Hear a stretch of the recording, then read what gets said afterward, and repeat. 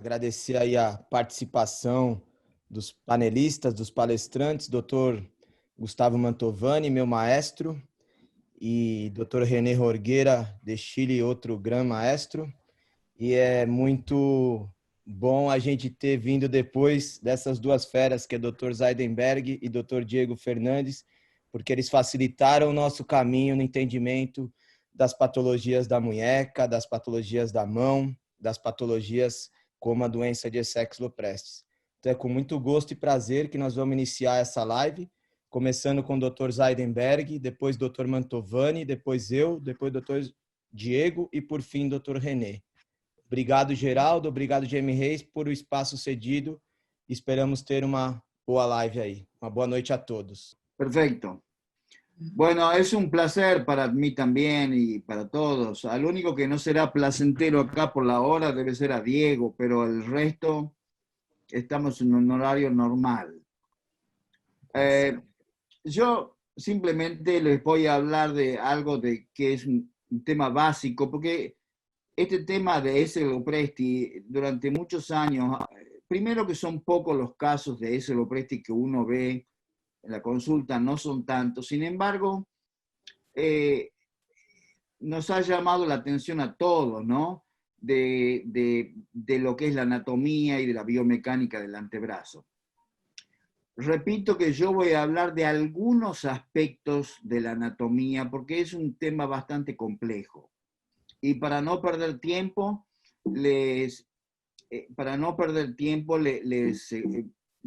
quiero pasar, a ver, perdón.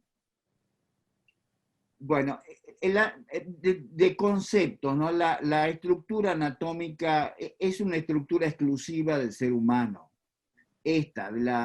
Sobre todo por el rango de movimiento que tiene. Y permite a la mano una mejor posición en el espacio, porque el hombro y el codo tienen una finalidad última que es poner la mano en el espacio. No lo podríamos pensar de otro modo. Y transmite una carga desde la muñeca hacia el codo y hacia el hombro sobre una plataforma estable que es el antebrazo. Y esto interconecta dos articulaciones que son trocoides. Y las articulaciones trocoides tienen una característica, que son articulaciones que giran alrededor de un eje, que giran, en este caso el eje es el cúbito. Y dentro de eso tenemos los estabilizadores primarios, que es la articulación radiocapitelar. Esta seguramente ha de ser, y en esto coinciden todos, que es la articulación probablemente la más importante que tenemos acá, sin lo cual todo el sistema se desborona. Y hay un complejo secundario, que es el fibrocartílago triangular y la membrana interósea. Estos dos últimos, y sobre todo la membrana interósea, ha adquirido una popularidad bastante importante en las últimas décadas. En las articulaciones trocoides son la radiocubital distal, que es lo que ustedes miran en las imágenes, y la radiocubital proximal. Miradas desde el dorso a Arut o la Drug, y miradas desde el lado volar. Y en la radio proximal uno ve que tiene la cabeza del radio contenida o estabilizada por el ligamento anular, y sin eso, y el ligamento anular es una estructura sumamente fuerte. Sobre estas dos estructuras anatómicas articulares es que gira el antebrazo.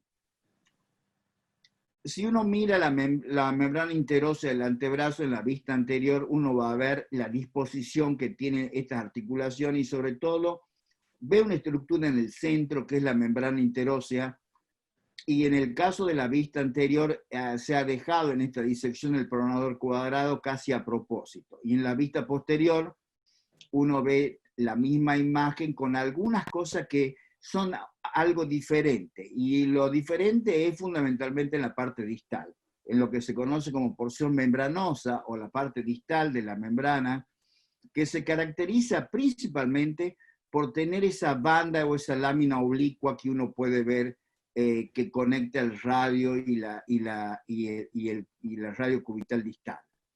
Esta es una estructura que es muy importante.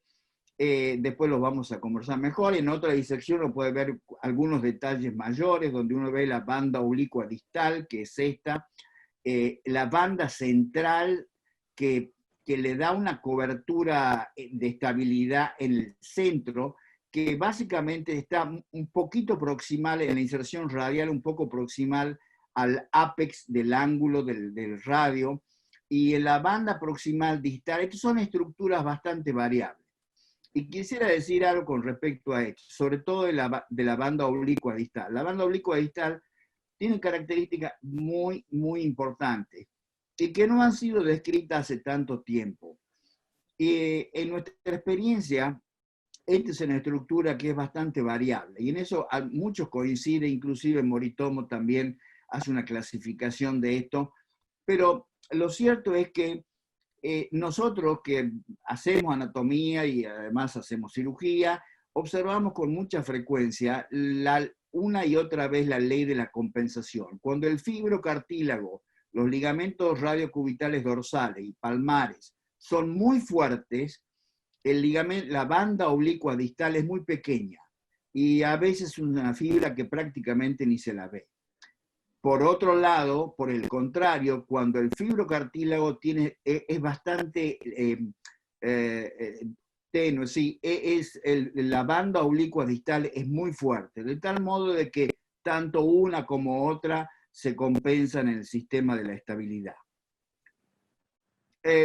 Si uno mira el rango de movimiento, esto lo conocen todos, es de 150 grados y el resto lo aporta la muñeca. Hay 25, 30 grados que la muñeca también supina y prona. Lo cierto es que esto se permite por el tipo de articulaciones que le comentaba recién. Y el efecto pistón, que está descrito desde el año 1800 por Gumil y rescatado por Marc García Elías y otros autores, en donde este intercruzamiento, esta traslación junto con rotación que tiene el radio sobre el cúbito, produce un acortamiento relativo. Esto es lo que se conoce como efecto pistón y muchas veces esto ha sido parte del desconcierto con respecto a la biomecánica de la radio cubital distal. Si uno mira todo el radio gira alrededor de un eje, no voy a entrar, este es un aspecto educacional elemental, porque además de tener este movimiento, la radio cubital distal tiene un efecto de traslación también. Sobre todo es una traslación que tiene que ver más dorsal que palmar, pero no vamos a entrar en ese tema, porque ese tema seguramente ha de ser tocado enseguida. Lynch y otros autores han descrito las porciones de la membrana, una porción membranosa en los extremos de la membrana y una porción ligamentaria propiamente dicha. Esta porción ligamentaria se diferencia un poco porque del resto de la estructura, no solamente porque es la más fuerte, sino porque es de un colágeno sumamente organizado y tiene un espesor de 1 o 2 milímetros y que tiene 40 milímetros, es decir, tiene 4 centímetros de longitud con un ancho de aproximadamente 2 centímetros y medio. Otros han visto el tipo de angulación que tiene la membrana en ese nivel, sobre todo para los estudios de biomecánica. Esto desde el punto de vista clínico, desde el punto de vista en la práctica nuestra, no tiene tanta incidencia, pero si uno, sobre todo por el tipo de, tiene un trazo de fractura que está proximal o distal a este tipo de inserción. Cuando uno habla de las transferencias de carga que ocurren en el antebrazo, no solamente Rabinovich acá, sino en el año 94, sino otros autores han visto desde hace muchos años que siempre la carga en la muñeca es del radio, sobre todo por la superficie que tiene, y el cúbito absorbe solamente el 20%. Sin embargo, cuando llega al codo, esta distribución de carga es casi igual en ambos huesos, solamente por pequeñas diferencias. Es decir, que la tróclea y el capitellum reciben prácticamente cargas equivalentes en condiciones normales. Esto es un poco diferente cuando hay una resección de la cabeza radial, es decir, hay una cupulectomía por diferentes razones, por fractura o o en forma terapéutica, esto es diferente. Porque toda la carga en este caso se va a transmitir a través de la membrana interósea y va a cargar solamente la tróclea que corresponde a la articulación húmero-cubital o húmero-ulnar. Y si uno ve con la cabeza intacta, pero con lesiones del fibrocartílago triangular y la membrana interósea, la distribución de la carga va a ser igual, exactamente, al no estar conectado. Es decir, que la membrana interósea es un factor de muchísima importancia en la distribución de la carga, para que sea equitativa. Cuando uno secciona la membrana, del punto de vista de lo que es los estudios biomecánicos que se realizan in vitro, uno ve que la carga es igual en una y en otra, en el caso de la sección y el fibrocartílago triangular. ¿Qué es lo que ocurre cuando uno tiene en peores condiciones? Cuando uno tiene una resección de la cabeza con sección de la membrana y ruptura del fibrocartílago, la carga se distribuye de forma diferente, es mucho más dramático, porque la migración esta es deleteria para el funcionamiento no solamente del codo, sino también de la muñeca. Tanto es así que esta articulación trocoide que se ha asimilado o se han visto parecidos anatómicos. Si uno coloca un antebrazo, hueso, específicamente de radio y cúbito en sentido horizontal, se parece bastante a lo que es la función de la rodilla, específicamente de la tibia y los cóndilos femorales, y el cruzado acá, los cruzados anterior y posterior actúan como la misma forma que tienen los ligamentos de la membrana interósea.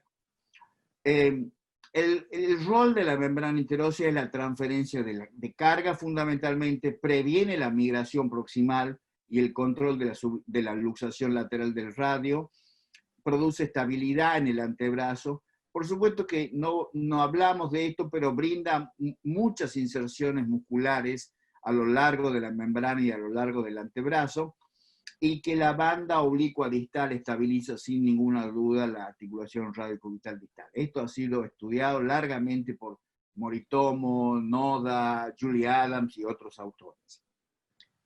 El mensaje para recordar, y acá termino, que la cabeza radial, la cúpula del radio, es el principal estabilizador del antebrazo, y que la membrana interósea y el fibrocartílago completan este rol de estabilización y permite estas estructuras intactas cumplir una función completa del antebrazo y por lo tanto de la mano. Y que el daño, por supuesto, el daño a cualquier parte de esta estructura y en particular a la cabeza radial va a producir una incapacidad severa. Y también esto es importante, que seguramente otros oradores van a hablar de este tema, pero que la fractura de la cúpula radial se asocia a una cantidad importante de lesiones en el carpo, tanto como fracturas del cafoide, como lesiones ligamentarias y demás. Les agradezco mucho esta oportunidad de presentar este coso muy elemental, pero que tiene que ver con la introducción al tema de ustedes. Gracias. Então, vamos lá, eu vou falar em português, tentar falar devagar para ajudar os colegas latinos e que falam espanhol. Agradeço a Geni Reis pelo convite, agradeço ao Márcio por organizar esse simpósio. Muito honrado com compartilhar a presença dos amigos, né, e mestres Diego Fernandes, Carlos Heidenberg, o grande amigo René Jorqueira, nosso companheiro dos nossos cursos de artroscopia. E esse tema é um tema que é bastante interessante, apesar de ser uma lesão mais rara, mas que a gente tem visto que aparece talvez com um pouco mais de frequência do que a gente imagina. Fica mais fácil falar depois de uma aula de anatomia como essa do professor Heidenberg, então é sempre um privilégio sempre a gente poder ter contato com as aulas do professor Heidenberg. E o tema que eu vou tocar, para variar, eu sempre gosto de fazer alguns temas polêmicos, vou falar um pouco de alguns achados anatômicos que nós encontramos e discutimos, inclusive com o professor Zeidenberg e com o professor Diego Fernandes, nos nossos últimos cursos de artroscopia, com a oportunidade de estudar mais peças de cadáver. E diz respeito ao nosso interesse particular na cirurgia da mão, da estabilidade da radionar distal e a relação que nós percebemos tão importante da parte distal da membrana interóssea com essa articulação. E aí entra um pouco uma apresentação da técnica que eu e o Márcio temos usado e já publicamos, de reconstrução dessa parte distal como uma alternativa para tratar a instabilidade da radionar distal. Bom, vamos dar passada aqui. Para essa aula especificamente, não tenho nenhum conflito de interesse para expor. Lembrando, então, o foco dessa apresentação é a relevância da membrana interóssea na estabilidade da radionar distal. E aí nós vamos chegar no tema do exeslopreste. Lembrando dos estabilizadores todos da radionar distal, a gente tem esse artigo muito bom do nosso amigo Jean, da equipe lá da IWAS. Todos os estabilizadores primários e secundários, a gente sabe que a fibrocartilagem é o estabilizador primário, os ligamentos radioulnares dorsal e volar e o complexo da fibrocartilagem, mas o foco dessa aula é mostrar qual o papel e qual a relevância dessa porção mais distal da membrana interóssea. Então, aí, para lembrar que a prioridade clínica nossa sempre foi, acho que sempre será, tentar tratar o estabilizador primário. Então, uma lesão do estabilizador primário, uma instabilidade da radionar distal, que possa ser tratada e resolvida com uma reparação ou uma reinserção da fibrocartilagem na fóvea. Esse é o exemplo da técnica que a gente usa, que é uma técnica muito simples de amarria, mas existem diversas técnicas. Mas que muitas vezes, por uma lesão tecidual mais extensa, a gente não tem possibilidade de fazer esse tipo de tratamento. Então, nós começamos a pensar em alternativas envolvendo os estabilizadores secundários, principalmente a membrana interóssea e a parte distal. Eu vou fazer um repassado rápido de alguns artigos, né, mais recentes, são os artigos, como o professor Zeidenberg disse, é uma estrutura descrita não há muito tempo, e o principal pesquisador é o professor Moritomo, do Japão. Então, é uma banda na parte distal da membrana interóssea descrita por Moritomo. Eu vou passar alguns artigos, são os artigos clássicos principais que falam dessa banda. Então, tá aí as fotos mostrando que banda é essa, né? Essa banda que ela é oblíqua, né? Ele chama de DOB, que é Distal Oblique Band. Então, essa banda que sai mais proximal da ulna e insere mais distal no rádio. Então, atenção a esse sentido das fibras dessa banda, que estão marcadas aí com as setinhas brancas. E mostrando nesse artigo dele que ela tem uma variação muito grande, inclusive a ausência dessa banda em uma boa parte dos cadáveres, das espécimes que ele estudou.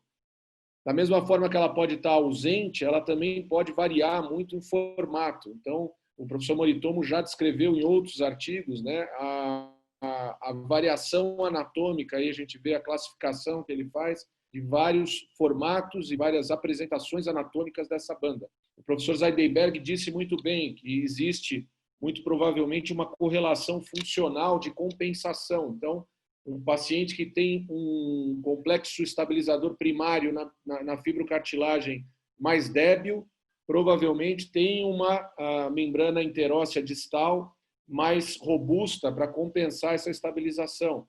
Mas se vê que é uma estrutura realmente bastante variável. E a gente, na prática clínica e na nossa experiência com o cadáver, a gente constata isso realmente. E a grande maioria dos casos que a gente viu e que ela está presente, essa foto ilustra bem, é uma estrutura realmente com aparência frágil. Aí seguem alguns outros trabalhos do professor Moritomo, mostrando outras aplicações, né, do conhecimento da membrana interóssea e outras estruturas ao redor. Eu chamo a atenção para essa descrição que está no artigo principal do Moritomo, onde ele mostra essa outra estrutura, tá, que está anotada aí, e ele chama do trato da radionar distal, Distal Radioulnar Tract, que está nessa seta. E é interessante que ele mostra essa estrutura e descreve que é uma estrutura que corre no sentido oposto à DOB. Então, é uma outra parte anatômica da membrana interóssea. Ela tem uma origem mais proximal no rádio e uma inserção mais distal na una. E nós fomos estudar um pouco melhor anatomicamente essa estrutura também, que a princípio no artigo ela acaba sendo um pouco menosprezada. Então aí tem aí algumas figuras que mostram a relevância clínica da DOB em alguns procedimentos cirúrgicos, por exemplo, do encurtamento unar. Então, a variação de onde você faz o encurtamento da una, num tratamento de encurtamento, poderia trazer algum impacto em retencionar ou não a DOB. Ali é outra imagem do lado esquerdo mostrando que o professor Zeidenberg mostrou muito bem, que é o eixo de rotação, né? E a gente percebe ali no desenho, isso é importante, que a inserção de todos esses tratos e essas partes da membrana interóssea, elas vão seguir sempre a inserção no eixo de rotação no bordo radial da una. Aí mais alguns exemplos de aplicação clínica, né, descritas pelo Moritomo, da relevância da DOB e da parte distal da membrana interóssea, por exemplo, numa cirurgia de Salvé-Caplange, além daquela que eu mostrei do encurtamento, e num caso mais comum, o possível impacto dela na estabilização numa fratura de rádio. Então, esse é o exemplo, por exemplo, que nós temos muitas vezes de uma franca lesão da fibrocartilagem. A gente vê um desvio enorme dos fragmentos do rádio que não podem não ter ocasionado uma lesão da fibrocartilagem e que, quando a gente reduz o rádio, acaba estabilizando a radionar distal. Então, a explicação seria, por exemplo, de quando você reduz o rádio e recupera o comprimento radial, você retensiona essa DOB e ela compensaria a estabilização perdida da fibrocartilagem. Então, seriam os casos em que a gente se surpreenderia com uma boa estabilidade da radionar distal, mesmo numa fratura de rádio, que a gente vê um desvio grande em relação à cabeça da una. Então, são aplicações clínicas a esse conceito. Aí eu coloco a foto desses dois outros colegas, dois professores também de altíssima qualidade, de grande relevância em pesquisa clínica, o Dr. David Nelson, dos Estados Unidos, e o Dr. Orbay, eles estudaram muito a fratura do rádio distal, principalmente a abordagem volar, as estruturas anatômicas envolvidas. E esse simpósio que ocorreu, se não me engano, em 2008, em São Francisco, foi para mim um divisor de águas. Um vídeo que o Dr. Orbay mostrou, mostrando a relevância clínica da membrana interóssea na estabilização da radionar. Então, eu me lembro muito bem desse vídeo em que ele tinha uma peça de cadáver totalmente dissecada, em todos o carpo inteiro tirado, o rádio e a una alinhados, e ele tirava e ressecava toda a fibrocartilagem dessa peça, e a radionar distal no Ballotman test continuava estável. E aí, com um bisturi cortando por entre o rádio e a una, de cima a baixo ou de distal para proximal, quando ele cortava o terço distal da membrana interóssea, você tinha uma perda completa da estabilidade da radionar. Ele fazia esse corte, né, para demonstrar a importância da DOB, né, do Moritomo. Só que era um corte que ele fazia de uma forma geral. Ele tinha uma lâmina de bisturi que cortava praticamente todas as estruturas que tivessem ali entre o rádio e a una na parte distal. Então, isso foi interessante, que mostrou realmente que proximal à radionar distal você tem como ter uma estabilidade realmente eficaz, e que provavelmente a membrana interóssea tem um papel mais relevante do que a gente imaginava. Isso ficou gravado na cabeça e eu vou mostrar para vocês aonde isso teve um impacto. Depois dos nossos cursos de artroscopia, a gente começou a pensar na possibilidade de reconstruir alguma parte ligamentar nessa área. E esse foi o primeiro trabalho que a gente fez junto, eu e o Márcio, com uma peça de cadáver em que a gente tentou reproduzir essa dissecção do professor Orbay e uma reconstrução usando o bráquio radial. Isso foi inspirado numa técnica, se não me engano, não sei se foi do Bindra, que eu não tenho agora nada de cor, mas era uma técnica que usava o bráquio radial extra-ósseo Gupta, exato, Marcinho. Foi um artigo do Gupta apresentado no Congresso da Coreia, no Mundial da Coreia. Ele passava o bráquio radial por fora do rádio e o bráquio radial dava um laço em volta do colo da una. E era uma opção de estabilização que ele apresentou. E aí, depois desse vídeo do Orbach e de pensar um pouco melhor, eu pensei, por que não passar o bráquio radial pela membrana interóssea, ou melhor, tentando refazer a membrana interóssea proximal à radionária? Então, essa foi a nossa primeira experiência. Isso deu origem a essa experiência clínica que a gente teve e que acabou evoluindo para essa publicação nessa técnica de reconstrução, quando a gente não tinha capacidade de reparar nem de reconstruir a fibrocartilagem, aparentemente mais simples do que a reconstrução da fibrocartilagem. E aí a grande dúvida, que foi bastante discutida, inclusive o professor Diego Fernandes, nos nossos cursos lá de Barretos, o professor Zeidenberg já também discutiu várias vezes com a gente, é a questão anatômica, porque a nossa técnica, ela reconstrói uma tira de ligamento em um sentido oposto ao ligamento descrito por Moritomo, a DOB. Então, como que ela funciona se ela é oposta? Por que não fazer uma reconstrução anatômica da DOB? Esse é um artigo desse autor, Higgenbach, que é acho que se não me engano, da Flórida, publicada no Journal of Wrist Surgery, que propõe uma técnica, ele descreve em cadáver, depois não fica claro para mim nesse artigo, eu não consegui entender se ele aplicou essa técnica clinicamente ou não, ou se foi só uma descrição em cadáver, em que ele faz esses pequenos túneis ósseos, uma técnica aberta, para reconstruir a membrana interóssea, a parte distal da membrana interóssea, ou a DOB, usando um enxerto. Aí ele usa um enxerto de palmar. Então, essa é a técnica descrita por ele. E por que a nossa técnica faz um sentido oposto? A gente voltou aos cadáveres do nosso curso de artroscopia e começou a pesquisar melhor. E aí, em várias dissecções, a gente começou a perceber que a gente tem estrutura ligamentar e mecanicamente relevante, além da DOB. Então, tem várias peças que a gente aproveitou dos espécimes do curso de artroscopia. A gente conseguiu ver a variação bastante evidente no formato, na espessura da DOB, mas uma estrutura chamou muito a atenção e que foi descrita pelo Moritomo, e eu frisei lá no início da aula, que é o trato radionar distal, não a banda distal oblíqua, mas o trato radionar distal. Essa peça ela fica bem evidente. A gente vai mostrar aqui, ressaltando a imagem, vocês podem ver como fica bem claro a DOB, na parte mais proximal, né?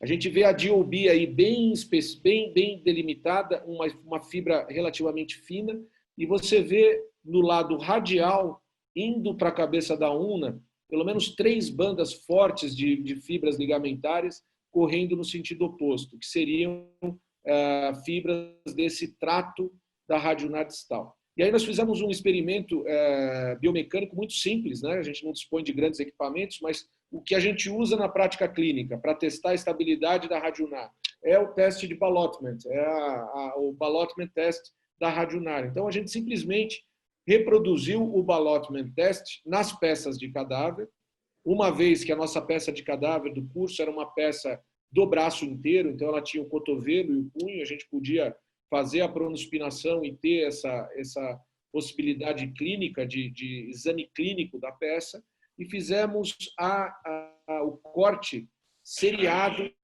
das estruturas. E o nosso resultado foi, eu diria até esperado por nós, mas surpreendente em relação à literatura, que mostraram a não relevância e perceber que a descrição da DOB é uma descrição eminentemente anatômica. Os artigos do Moritomo não têm avaliação biomecânica, nem clínica, nem uma avaliação biomecânica mecanizada. Então, é uma estrutura que foi descrita anatomicamente, ela foi desenhada e mostrada nas figuras e nas secções, mas que não foi efetivamente comprovada qual a relevância biomecânica que ela tem. E, em compensação, no nosso teste clínico, o corte do trato radionar distal, que são as estruturas ou as fibras mais distais da DOB e que estão num sentido oposto, esses realmente comprometem a estabilidade. O que isso me fez voltar ao vídeo lá de 2008 do Dr. Orbay? Quando ele corta com o bisturi a parte distal, ele corta tudo. Ele corta o trato e a DOB. Por isso gera uma instabilidade grande.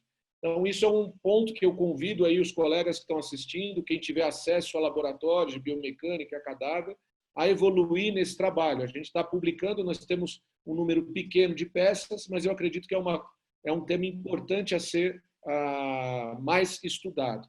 E aí, na mesma experiência, a gente acabou fazendo uma outra comprovação da não importância da DOB, ou seja, um teste reverso.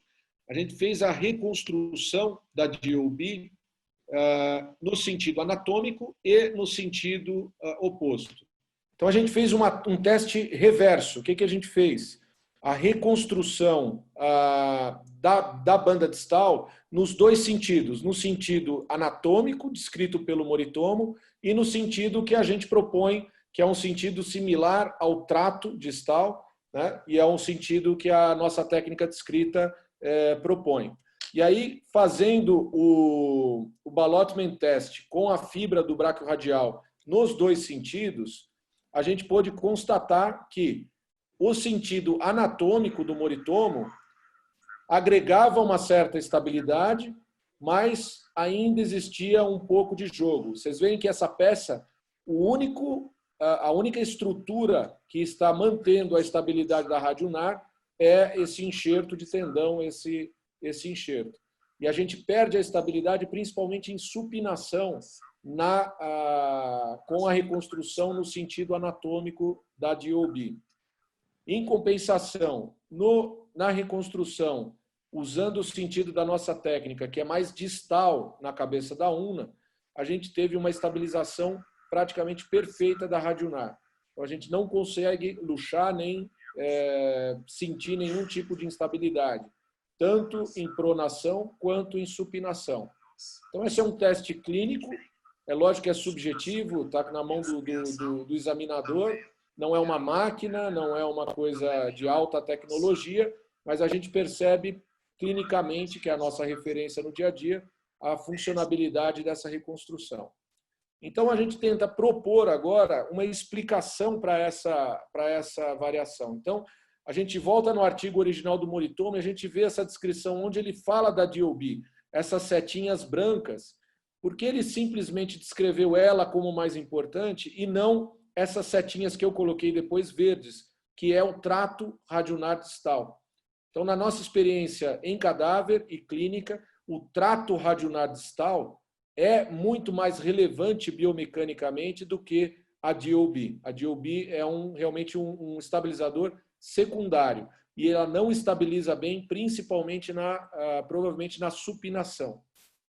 Então, voltando àquela peça, a gente vê nitidamente as fibras da DOB nesse sentido e as fibras do trato radionar distal no sentido oposto.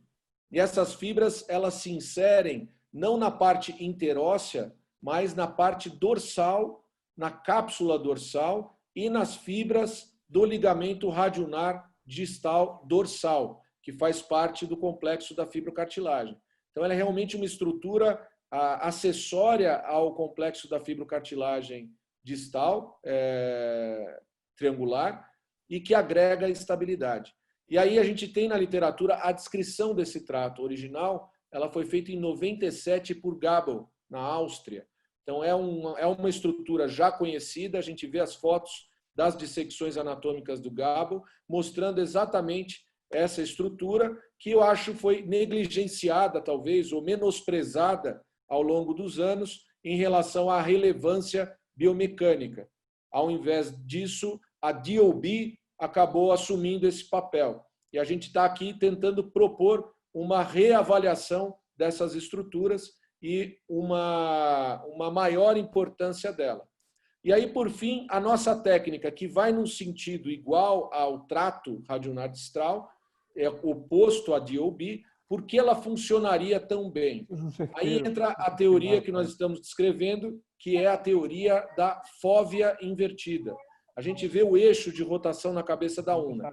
A gente considera a cabeça da una uma esfera, né? O melim pode ser uma esfera ovaloide, mas é uma esfera onde você tem o eixo de rotação passando pelo centro dessa esfera.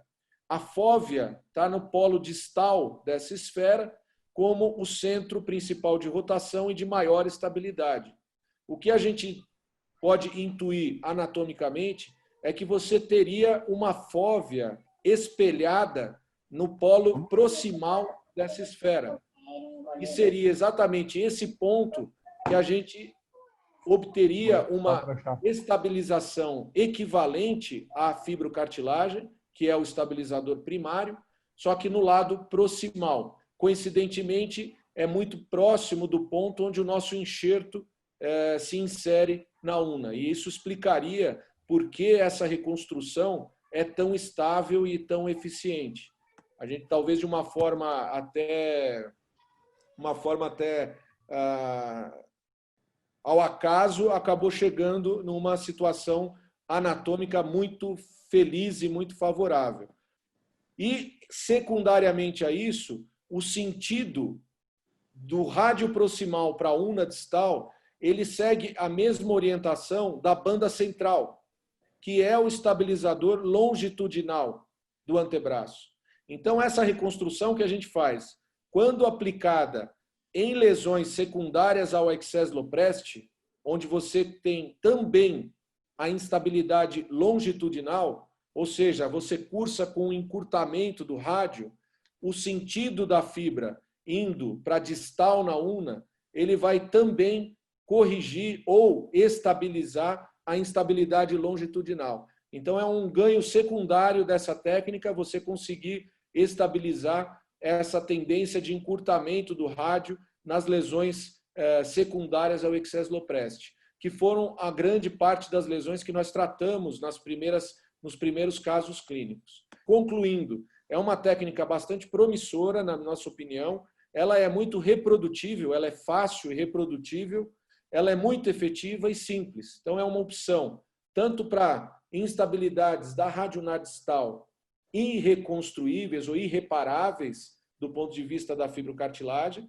Então, casos em que nós indicávamos reconstruções complexas como Bryan Adams ou reconstruções artroscópicas mais complexas, a gente pode simplificar com uma reconstrução desse tipo. E ela, ademais disso, pode tratar sequelas de instabilidade longitudinal e melhorar a situação de encurtamento do rádio. Era isso que eu tinha para dizer. Agradeço aí bastante a presença de todos. Então, vou dar sequência na live, falar um pouquinho sobre como tratar a lesão aguda do excess loprestes. Então, baseado em todo esse conhecimento anatômico mostrado pelo Dr. Zeidenberg e também pelo Dr. Mantovani, vou dar uma solução personalizada, algo que a gente já vem fazendo há algum tempo e que tem obtido algum resultado positivo e um sucesso na reabilitação desses nossos pacientes.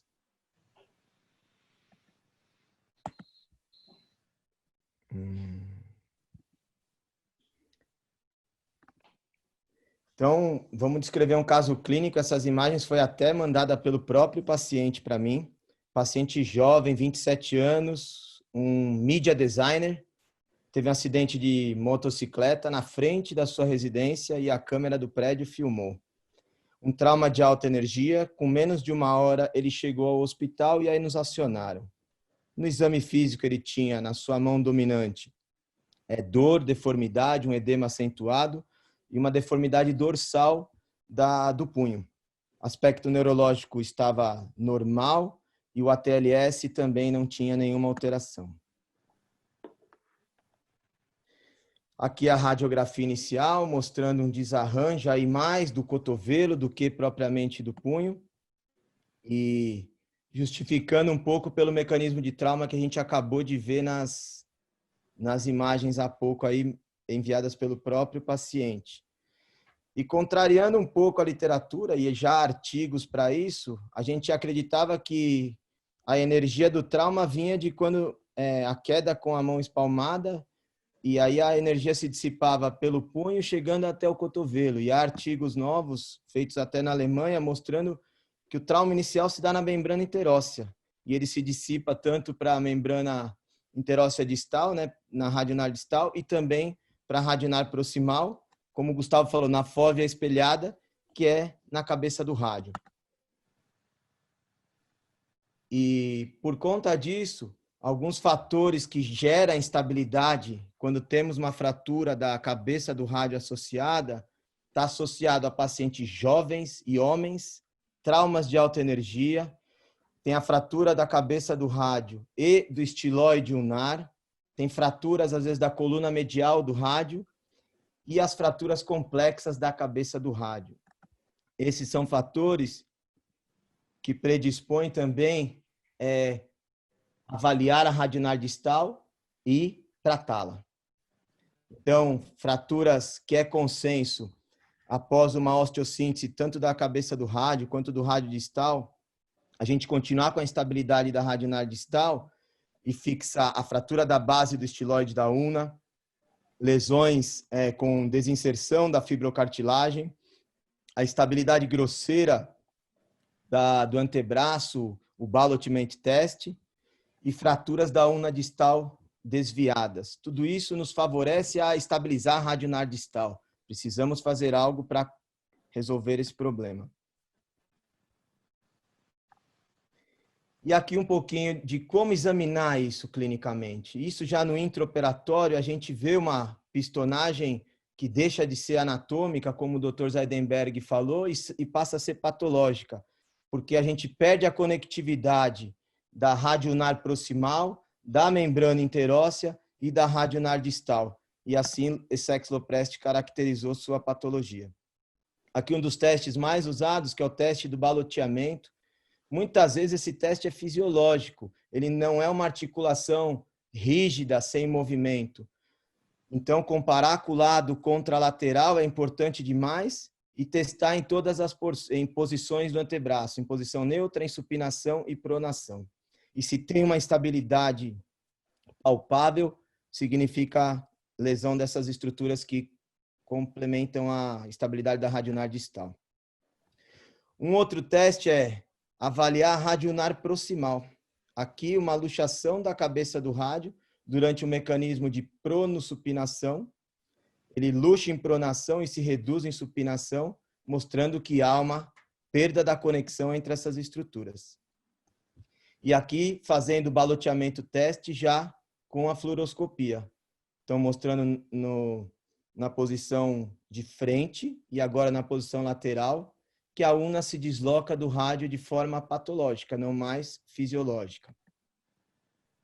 Por conta disso, como tratar uma lesão? Uma fratura da cabeça do rádio com uma instabilidade proximal, central e distal da radionar. E aí vamos ao nosso planejamento. Sabemos que, fixando a cabeça do rádio, temos a estabilização primária desse complexo, porém, estruturas ao redor da cabeça do rádio também precisam ser avaliadas. A parte secundária, que é o teto da radionar, que é a fibrocartilagem, então, por artroscopia ou até aberta, tendo uma instabilidade da radionar distal, um reparo, uma reinserção, seja ela radial, seja ela ulnar da fibrocartilagem, e, por fim, um reparo da banda central.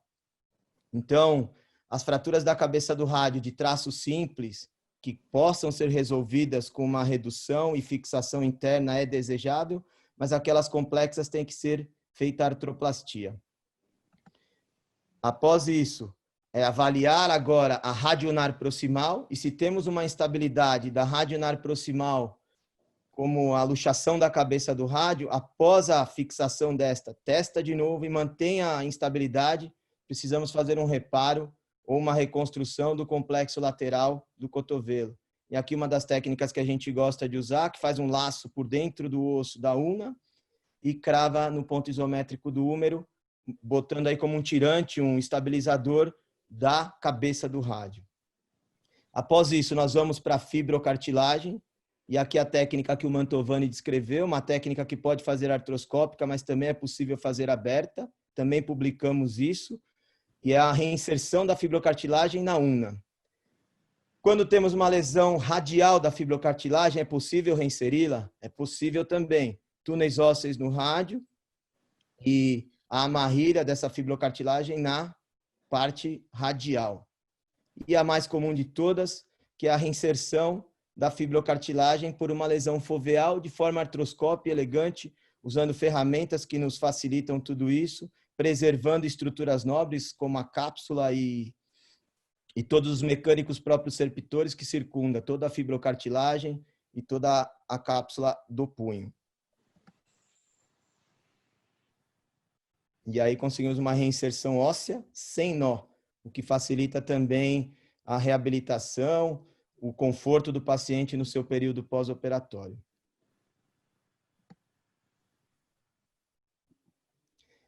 Então, após isso, agora nós vamos para a banda central. Será que a banda central cicatriza? É uma fibra tão fina, tão de pouco conhecimento técnico. Então, na literatura, tem autores mostrando que o resultado da cicatrização dessa membrana interóssea é muito difícil. Então, tem autores defendendo a reconstrução dela já num tempo primário. Mas aqui a gente propõe uma ideia de manter ela na sua posição adequada e correta e permitir a sua cicatrização. Então, permitir a sua cicatrização. Como fazer isso? Se a gente conseguir uma sutura flexível da membrana interóssea, a gente consegue manter as fibras na posição correta, permite que esse antebraço se mobilize, que esse punho se mobilize, que esse cotovelo se mobilize, evitando a formação de fibrose, que não é um tecido cicatricial desejável, e que o tecido se cicatrize na melhor posição possível. A reconstrução distal também, como o Gustavo falou, é também um fator a ser estudado aqui e temos bastante sucesso com isso. Então, o que desejamos no pós-operatório? A congruência da radionar proximal, da banda central e da radionar distal. Um cuidado e um respeito, aqui um trabalho do Brasil, da Santa Casa, do Dr. Antônio Carlos da Costa e colegas, onde ele descreve a forma da una distal. Então, unas retas em supinação, todas as radionares distais se estabilizam. Quando pronamos, temos formas da una reta. E aí a radionar se fecha, mas temos unas curvas, que a radionar fica aberta e a gente acha que há uma estabilidade, mas é anatômico. Se fizer a comparativa do lado contralateral, percebemos isso. Existem 4 formas de unas distais e assim, por espelho, 4 formas de fossa sigmoide do rádio.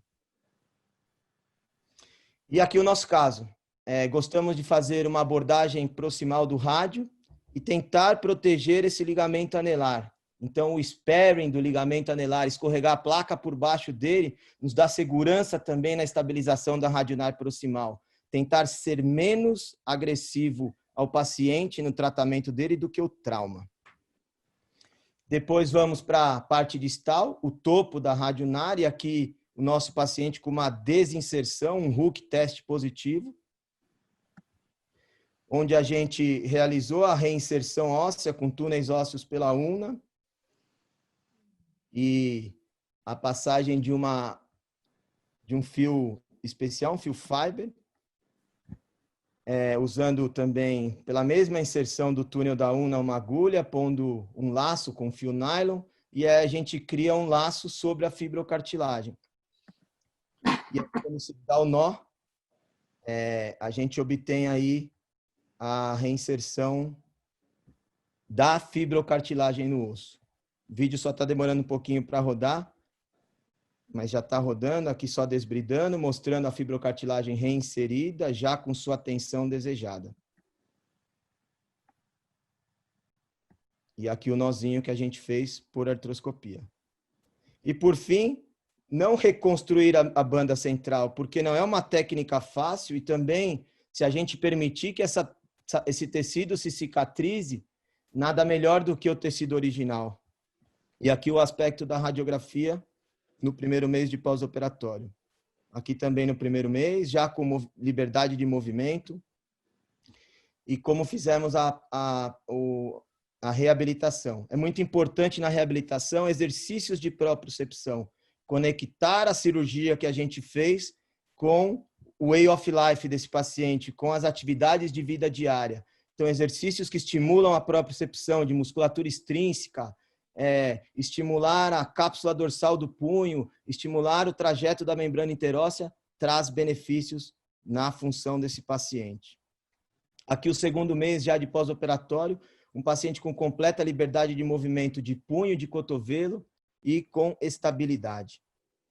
E essa discussão eu tinha comentado com o Dr. Zeidenberg, que é importante fazer se os ligamentos reconstruídos cicatrizam, se os ligamentos originais tratados por nós realmente formam fibras de Sharpey. Então tem toda a fase de cicatrização descrita, cortes histológicos, mostrando que isso é possível, trabalhos em animais, principalmente o grupo de joelho faz muito isso, estudos em animais para mostrar as reconstruções de ligamento cruzado. E os fatores que favorecem a cicatrização do ligamento, formar tecido, formar fibras de Sharpey, não imobilizar. A mobilidade precoce, dentre todos os fatores, é o que dá o melhor resultado da formação das fibras de Sharpey. A gente sabe que demora até 1 ano para essas fibras se formarem. Então, se a gente manter a estabilidade das estruturas por todo esse período, essas fibras vão se formar e esse ligamento vai se reconstruir. E existe uma diferença entre formar a fibrose e o ligamento cicatrizar. Então, existem diferenças de propriocepção, de mecânicocepção, de elasticidade das fibras e de qualidade dessa cicatrização. E é isso que a gente vem buscando hoje com nossas técnicas cada vez mais biológicas, buscando a anatomia original, e por isso os estudos anatômicos nos atraem muito. E como mensagem, queria dizer que no tratamento das lesões agudas de Execlo-Prestes, que é muito comum na nossa população ativa, pacientes jovens que praticam esportes radicais, motociclistas, eles são o nosso público-alvo. Então, as fraturas que envolvem a cabeça do rádio, que são complexas ou não, que envolvem a radionar distal, e tomar muito cuidado para a fratura do estiloide ulnar, que ele é um sinal, nem sempre ele é o ator principal, mas ele é um sinal de que não está boa a radionar distal, também nos vale a pena a reinserção dessa fibrocartilagem. Após a fixação, então, da radionar, da cabeça radial, com placa específica, a gente vai testar a radionar distal. Se ela está estável, e esse teste pode ser feito até por artroscopia dinâmica hoje, se ela está estável, não se faz nada. Se ela está instável, o melhor momento para tratar essa lesão é agora, antes de formar fibrose cicatricial. Podemos reparar com suturas periféricas, podemos reinserir no rádio, reinserir na una. E após isso, fixamos a membrana interóssea, a banda central, com uma sutura flexível para permitir a cicatrização na melhor posição das fibras. E isso a gente permite o paciente mobilizar, utilizar todos os protocolos de reabilitação, e principalmente nos exercícios de propriocepção. É muita honra estar presente nesse evento com todos vocês, que nos ensinam um pouco a cada dia. Um grande prazer compartilhar isso com todos. Ok, el tema es las lesiones, el manejo de la contractura en pronación en las lesiones crónicas de Execlo-Prestes. Entonces podemos diferenciar 3 estadios de la Execlo-Prestes: la lesión aguda, que acaba de describir Marcio muy bien, la parte subaguda, que sería la inestabilidad longitudinal del antebrazo, y la crónica, que en realidad lo que tenemos es una rigidez, una contractura del antebrazo en pronación. Entonces vamos a hablar de ese tema. En general, la lesión aguda necesita una reparación aguda de lesiones. En la subaguda es la reconstrucción, especialmente de la membrana interósea y de la cabeza del radio, y en las lesiones crónicas fundamentalmente vamos a tener que hacer una liberación de las estructuras contracturadas. Entonces, por ejemplo, lo que vamos a ver en las lesiones crónicas es una incongruencia en la radiocubital superior con cambios degenerativos, o una mala unión de la cabeza del radio, o un estado después de una resección de la cabeza del radio. En general, los pacientes tienen una limitación muy importante de la supinación y una disfunción de la radio cubital inferior, que puede o no tener una variancia cubital positiva o no.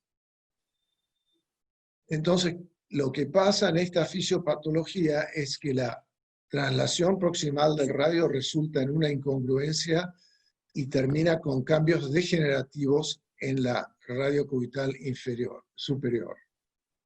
Puede ser que exista una retracción fibrosa de la membrana interósea, porque eso nos hemos dado cuenta clínicamente, que al hacer la reconstrucción de las dos articulaciones distales y proximales, todavía no podríamos conseguir una mejoría de la supinación pasiva durante la operación. Entonces creemos que existe también una retracción fibrosa de la membrana interósea, a pesar de que hayan teorías que la membrana interósea no cura, no cicatriza. Entonces, para conseguir una buena función final de estos casos crónicos, el tratamiento tiene que realizarse de tal manera de poder solucionar estos tres problemas simultáneamente. Si no, no vamos a poder garantizar la función residual adecuada. La limitación crónica de la supinación, entonces, hay que buscar las causas que pueden ser osteoarticulares y de partes blandas. La articulación radiocubital proximal con su incongruencia, puede también una retracción cicatrizal alrededor del ligamento anular, la contractura fibrosa de la membrana interósea y después la incongruencia, subluxación o disrupción o ulna plus de la radiocubital inferior. También puede ser, y esto se ve clínicamente, que puede haber la contractura del pronador cuadrado y la cápsula palmar de la radiocubital inferior. Pero acá el primer caso, ustedes ven paciente de 27 años, cae sobre la mano en extensión, tiene una fractura del escafoides y una fractura conminuta de la cúpula radial. Este es el tratamiento inicial, y ustedes ven a las 7 semanas después de la operación una incongruencia por desplazamiento secundario de la cabeza radial, y este tratamiento de la fractura de escafoides yo nunca lo vi, pero así apareció el paciente con un enclavijado percutáneo transradial cerrado de la fractura del escafoides. 3 meses después de la operación, le habían hecho ya la resección de la cabeza del radio por dolor persistente y supinación muy limitada del antebrazo. Y ustedes ven ahí en esa radiografía la migración proximal del radio y la disrupción de la radio cubital inferior. En esta radiografía que ustedes ven aquí, ya, digamos, el muñón proximal del radio ya está casi haciendo tope con el capítulo radial. Entonces, en este caso, lo único que hicimos fue hacer un acortamiento del cúbito y una liberación de las inserciones cubitales de la membrana interósea a nivel de la operación del acortamiento del cúbito, sin poner en este paciente un implante de la cabeza del radio. Esta fue la función final del paciente con muy buena recuperación de la función. Ya Hotchkiss nos había dicho que si nosotros realizamos un acortamiento del cúbito y no tenemos un reemplazo de la cabeza del radio, el radio puede seguir acortándose si no reemplazamos o la cabeza radial o reconstruimos la membrana interósea. Entonces, en general, el tratamiento de estos casos crónicos es tratar de reconstruir la radio cubital superior con una cabeza una prótesis de radio, realizar un acortamiento del cúbito, y si nosotros tenemos la radio cubital ya con trastornos artrósicos o con degeneración artrósica, se puede utilizar la Sobeca-Pangi o poner una prótesis distal de cúbito. Y la liberación de las partes blandas, como ven ahí en el diapositivo, es la membrana interósea, la cápsula palmar y la liberación del coronador cuadrado. En cuanto a los vías de abordaje, en general, con una incisión posterolateral que una la puede extender hacia distal y hacia proximal. En la parte proximal es entre el anconeo y el extensor carpi ulnaris, y en la parte, digamos, del medio de aficiaria sería entre el extensor carpi ulnaris y el flexor carpi ulnaris. En la exposición del cúbito a nivel central nos permite hacer una liberación proximal y distal de la membrana interósea contractular. Y si necesitamos más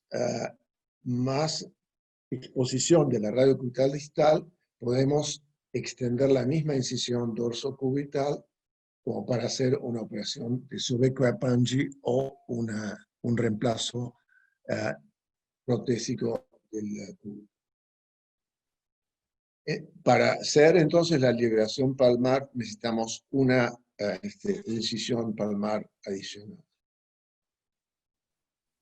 Aquí el segundo caso, ustedes ven paciente de 25 años, de una pseudoartrosis dolorosa de la cabeza del radio, fue tratada conservadoramente, le realizaron una resección de la cabeza del radio, y a los 9 años de operación, él tiene, no hay mucha migración proximal, como ven aquí, de esta resección, pero tiene un urla plus a este nivel. Y ven que hay una completa pérdida de la supinación, por eso que la llamamos contractura en pronación. Y aquí ven, fue tratado solamente con la osteotomía de acortamiento del radio y el reemplazo de la cabeza del cúbito con una prótesis bipolar de Judet. Y aquí ven el resultado a los 6 meses, perdón, con muy buena función y restauración total de la pronosupinación y de la función del codo. Y aquí a los 8 años ven que la prótesis, a pesar de ser cementada, hay muy buenos resultados a largo plazo con esta prótesis que mucho no se utiliza en América ni en Sudamérica, muy europea. Y este paciente hacía mountain bike, como ven acá, y salió tercero en este campeonato. Y el último caso les puedo presentar es un caso agudo que si lo hubiera tratado Marcio, no hubiera tenido el resultado que van a ver ahora en este caso. El paciente tiene una cabeza del radio, una fractura intraarticular, una luxación carpiana y la subluxación de la radiocubital. El tratamiento adicional fue esta osteosíntesis de la cabeza del radio, y en realidad no sé exactamente bien lo que le hicieron a la muñeca, pero realinearon el carpo y le han puesto esos Kirchner como ven ahí. Pero no hicieron nada a nivel de la radio cubital inferior. El paciente continuó con dolor en el codo y a los 9 meses le resecaron la cabeza del cúbito. Entonces, la inestabilidad longitudinal del antebrazo, ustedes ven ahí que ha producido una plus muy importante y ya con cambios degenerativos a los 2 años de evolución. Como ven acá, el paciente tiene 0 de supinación. Siempre viene con ese problema. Entonces el plan preoperatorio fue reconstruir la cabeza del radio con la prótesis de Judet, como la ven ahí, y en este caso, como ya tenía cambios degenerativos, hicimos un Sobeca-Pangi haciendo un acortamiento importante a nivel del gap del Sobeca-Pange. Y aquí ven entonces el resultado post-op.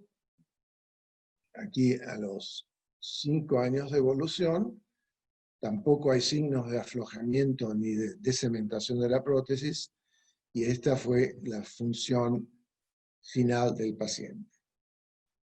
Entonces, en conclusión, si ustedes tienen una inestabilidad longitudinal crónica, pero con contractura importante del antebrazo, recuerden que para nosotros la membrana interósea no puede cicatrizar, pero a esta altura de la cronicidad de la lesión, pero se puede hacer una retracción cicatrizal.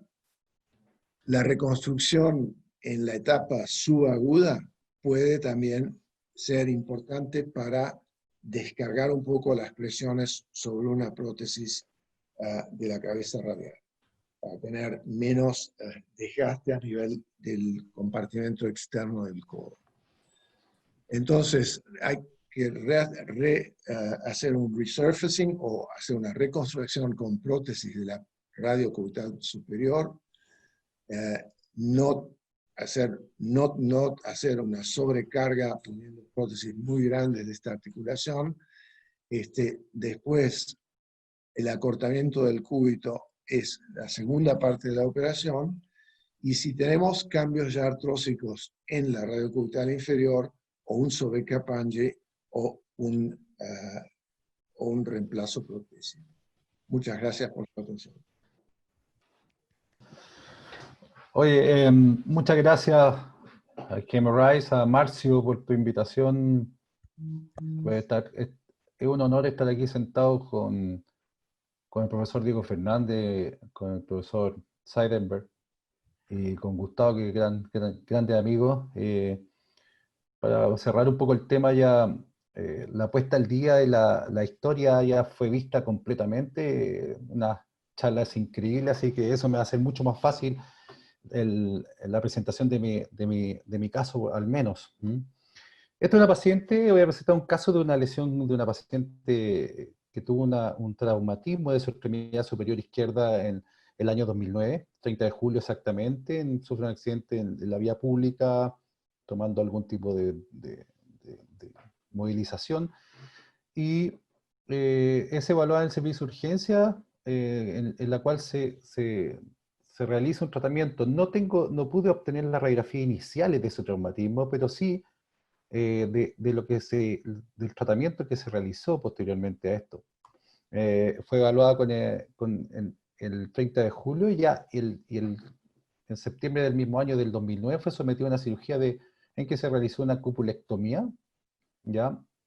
Lo que describen intraoperatoriamente es que fue una cirugía tardía por desplazamiento, en que se observa consolidación de la cúpula radial, pero en una muy mala posición, con varios fragmentos, pero que conserva estabilidad en el codo, ¿ya? La paciente fue sometida a esta cirugía, continúa después consultando en forma progresiva los controles. El único estudio que tiene en el tiempo después de esto, en el diciembre del 2013, se le hizo una ecografía de la zona dorsal del antebrazo debido a dolor mantenido, lo cual siempre se le diagnosticaba como tendinitis, y el paciente se iba a tratamiento. Ya después siguió las consultas persistentes, pero lo que destacaba es que manejaba un dolor dorsal intenso en la región posterior del antebrazo, en la línea intermedia, en el recorrido de la banda interósea, o la membrana interósea, con imposibilidades progresivas de la carga axial, una pronosupinación que se hacía sensible en el codo, pero de que destacó siempre no tener rigidez en la supinación. Lo que comentaba Diego anteriormente, en general nosotros vemos cuando tenemos un encefaloplastia crónico, y la presentación de estos son pacientes que pierden la supinación. ¿Ya? Y esa es nuestra característica fundamental. Entonces, la toma de decisiones en ese instante es el esquema más o menos que planteó el doctor Fernández. Pero cuando tienes un paciente sin pérdida de la supinación, tienes que ir evaluando bien lo que va sucediendo con esto. Se presenta en mi consulta en febrero del 2019 con dolor mantenido en la zona del antebrazo, tenía sintomatología incluso en alguna temporada, sintomatología en el recorrido del nervio iteróseo posterior, o sea que nos llamaba mucho la atención en cuanto al dolor y la ubicación. ¿ya? Y con esta radiografía en que observamos un antebrazo sin una gran migración, como se puede observar en el tiempo. Al hacer el estudio comparativo de ambas muñecas, vemos que la muñeca sana tiene una varianza ulnar relativamente normal, y al hacer el estudio de la muñeca del lado dañado, ¿ya? Observamos que hay un cúbito plus, ¿ya? De más o menos 4 milímetros, lo que nos comienza a llamar la atención. Un paciente con dolor mantenido, sometido a una cupulectomía por un evento traumático enorme, con un dolor dorsal mantenido del antebrazo, ya con un dolor radiocubital distal, ya que se presenta a las cargas principalmente, pero que llama la atención que no tiene pérdida de la supinación, o sea, está dentro del contexto de lo que nosotros manejamos, 10 años de evolución desde el evento traumático hasta la llegada a la consulta.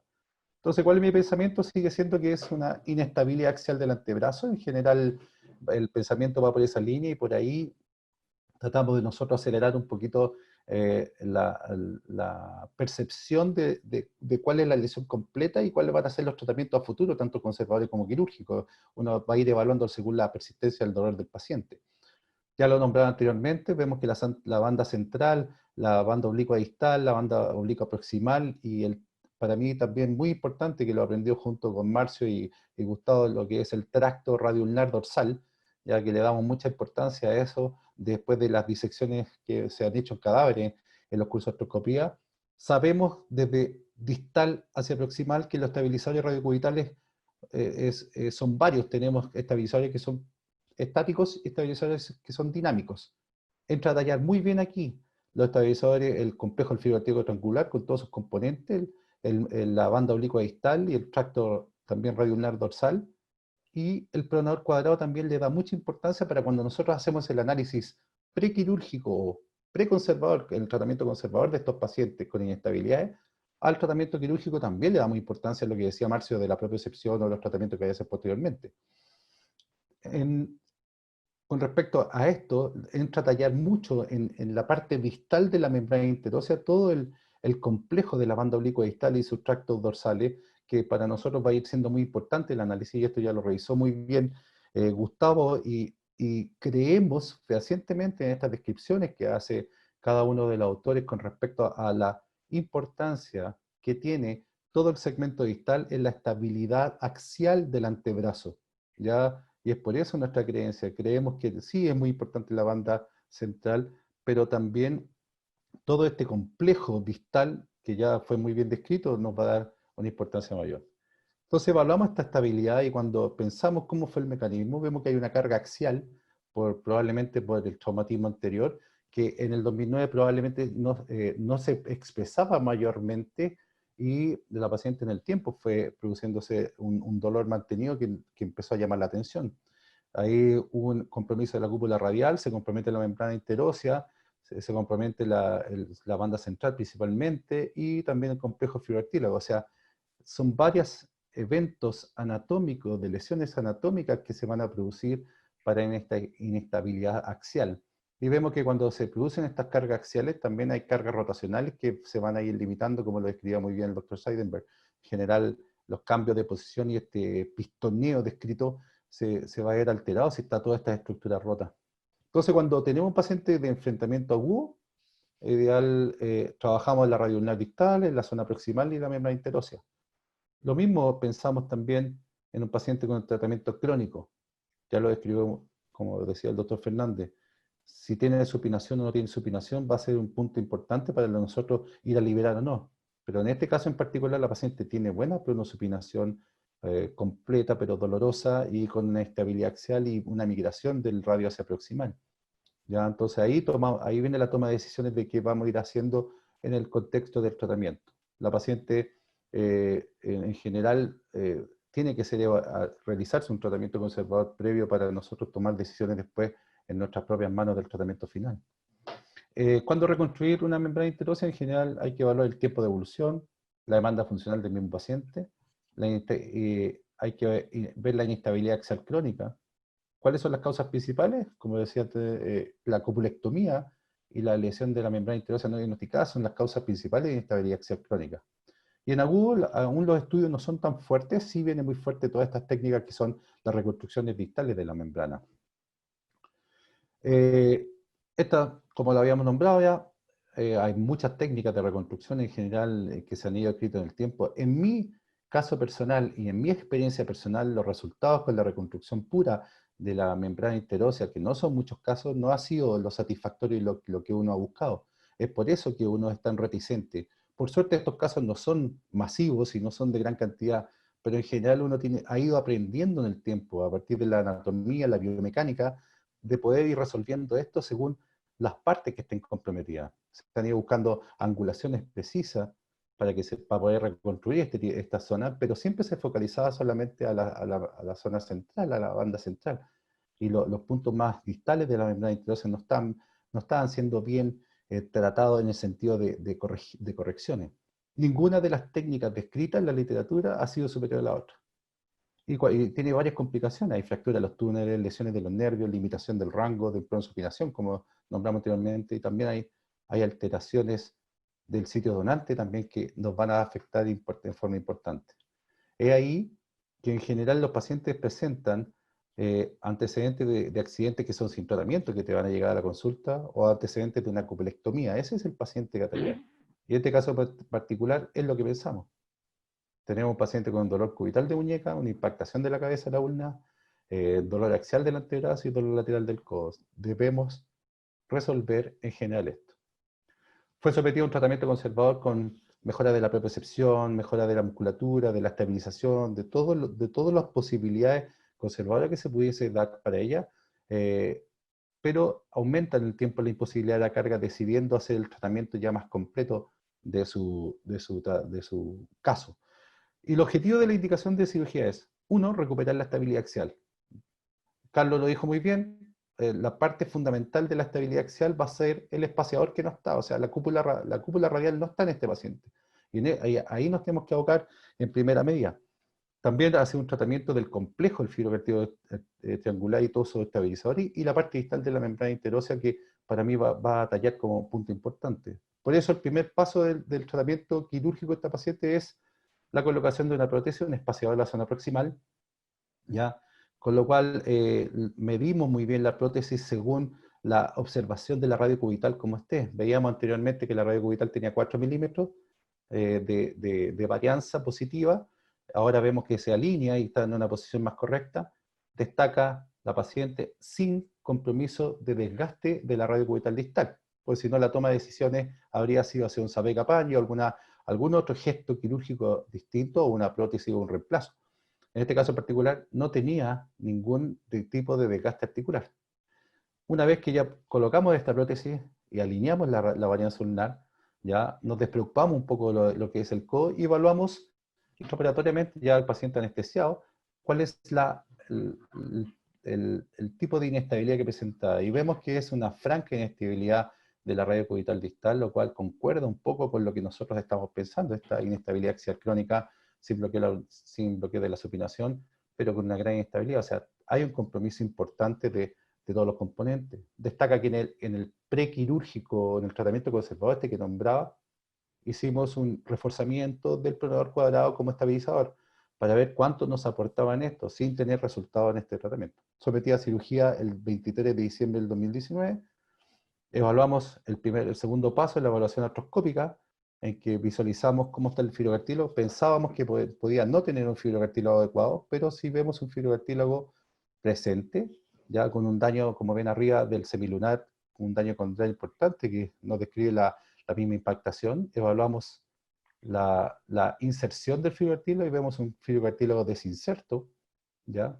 Por lo cual, con los signos positivos de su inserción, entonces realizamos el tercer paso, que es la reinserción del fibrocartílago por la técnica ya nombrada también por Marcio, que es la reinserción foveal. Aquí hicimos una pequeña modificación que realizamos dependiendo de los segmentos que tengamos fibrocartílago.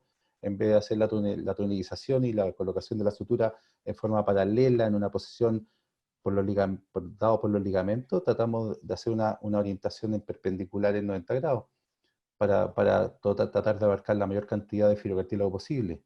Eso nos permite llevar hacia la fobia la inserción del fibrocartílago y la mayor cantidad de este, realizando el primer aporte a la estabilidad de la radio cubital distal. Luego evaluamos, como siempre, las lesiones asociadas que pueden existir. Vemos que el ligamento escafolunar no está lesionado, sino que un poco laxo. Y como debíamos esperar, por esta impactación de 10 años, o pueden haber sido menos, pero de esta impactación que existía, había algún grado de inestabilidad lunotiquetal dorsal, ¿ya? Y en el quinto paso, ya resolviendo la cúpula radial, resolviendo el complejo fibrocartílago triangular, tengo que resolver la parte de la membrana interosa que me interesa y que creo mucho. Y este es el conocimiento que tenemos del año 2016, después de haber evaluado la técnica. Esta es una gentileza de Gustavo, que lo vimos en un curso en Barreto. Vimos cómo se producía esta estabilidad que él nombraba a través de la reconstrucción de este tracto radioulnar dorsal, que es opuesto a la banda oblicua distal. Lo vimos en vivo en cadáveres, ya vemos cómo se estabilizaba muy bien y creímos en esta técnica que desarrolló muy bien Marcio. Por estos motivos la sometimos en el quinto paso a esta reconstrucción de la membrana, ya con una técnica, realmente no es una técnica muy compleja y eso es un plus que tiene la técnica. Como lo mostraba el video, se hace una tunelización con una broca 3.0 hacia la zona más proximal de la cabeza sin comprometer la misma cabeza. Luego tomamos la cosecha, el injerto del brachioradialis y lo posicionamos y lo pasamos hacia la zona del canal. Y después colocamos una fijación flexible simulando la membrana interósea más proximal. Este es el proceso en esta misma paciente. Tunelizamos, hacemos la confección de los canales y tomamos el brachioradialis y realizamos este paso sin ninguna dificultad. Mantenemos la misma varianza ulnar sin variaciones. Preparamos el mismo injerto, el brachioradialis, con una muy buena disección. Y ya en el paso del lado ulnar, o sea, este es el lado cubital, que ya habíamos abordado para nosotros hacer nuestra reinserción foveal, ¿ya?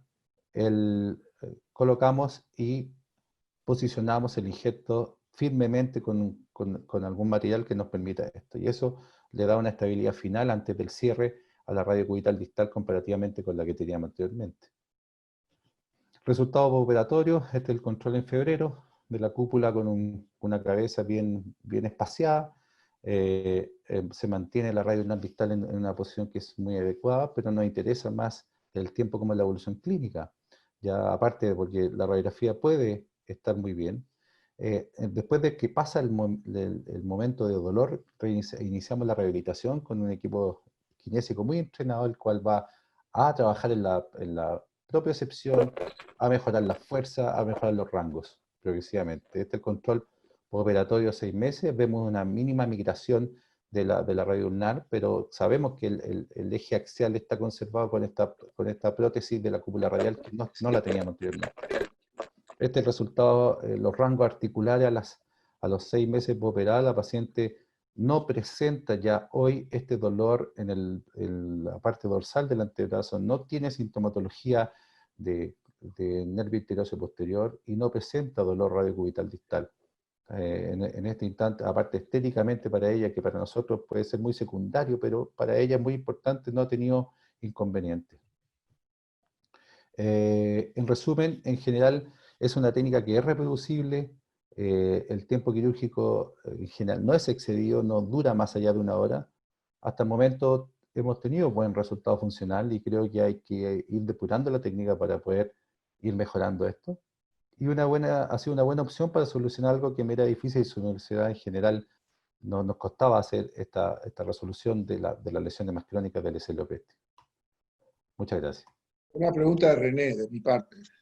Profesor. René, si tuvieras no pudieras conseguir alinear la radio cubital distal con sentido de la variancia positiva, ¿recurres también a la osteotomía de acortamiento del cúbito? Sí, sí, en el momento que no lo consiga y tengo esta prótesis que ya me da seguridad axial, lo que nombraba anteriormente, creo que no peco en nada de hacer un acortamiento porque también la impactación me va a romper el fibrocartílago con el tiempo. Así que sigo la misma línea que que sigue el doctor Fernández en cuanto a si necesito hacer un acortamiento, que es otro gesto, lo hago, no tengo problema. Como tenías en este caso cierta inestabilidad lunotricuetral y había también una condromalacia, Sí, si haces la reparación normalmente en un paciente que no tenga un S-exlopresti, en general esa reparación del ligamento triangular obliga a un acortamiento del cúbito también. así es. Para hacer. De hecho, de rutina, cuando yo hago un acortamiento, y por esta concepción anatómica que hablaba Gustavo del tracto y la banda oblicua, mis acortamientos son más diaficiarios y siempre le hago una reparación del fibrocartílago. Y con eso hemos tenido buenos resultados. Uma pergunta da plateia. Acho que foi para a Renê até.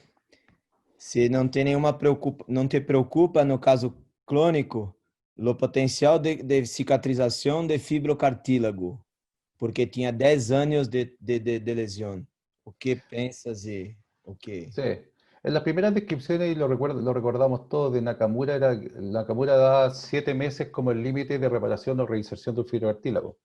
En el tiempo, en nuestro trabajo, hemos ido aprendiendo de que los fibrocartílagos son reparables o no reparables, va a depender de la potencial de sangrado que tenga. En nuestros casos, cuando tenemos un fibrocartílago, nosotros en general hacemos nuestras artroscopías sin isquemia, en la fase 1, húmedas, sin isquemia, y podemos ver si sangran los tejidos adentro. Lo hacemos para varios tipos de técnicas. Y en ese momento vemos si sangra, si es reparable o no reparable, y va a depender de la cantidad de fibrocartílago que tengamos también. Ya yo palpo, tenso, veo la calidad del fibrocartílago y digo, no están tan dañados, puedo reinsertarlo. Esa es la respuesta a la pregunta. Va a depender de la reparabilidad. Graças. Essa para todos também. Algum caso de reconstrução que evoluiu com artroses de radiocubital distal e antes não havia por conta da lesão de sexloprestes. O que pensam todos? Após o tratamento, evoluiu com artroses de radiocubital distal. Alguém tem algum caso sobre isso? Mantovani? Sí. Carlos? Sí, yo tengo casos así de pacientes jóvenes. Bueno, una técnica esperable en estos casos cuando hay incongruencia por trauma, por artrosis o lo que sea, la técnica clásica y de buen resultado y predecible a Sobe-Kapanji. Pero hay otras alternativas, sobre todo en estos últimos tiempos, que son las condroplastías. La condroplastía es un procedimiento que es, en mi opinión, útil, pero tiene que cumplir ciertas condiciones. Tiene que haber no puede haber una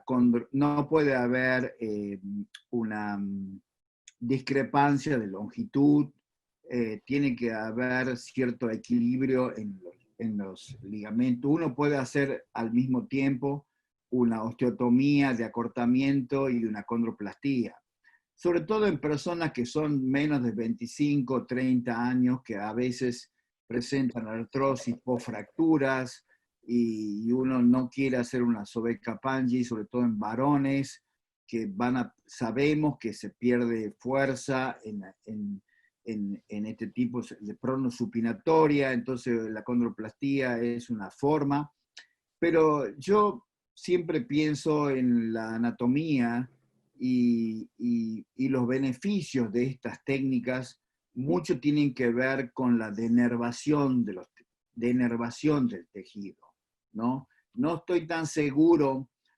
Se ha probado con estudios de artrotomografía para ver que el cartílago persiste o está vivo y se mantiene un espacio articular. Sin embargo, el beneficio puntual es la denervación.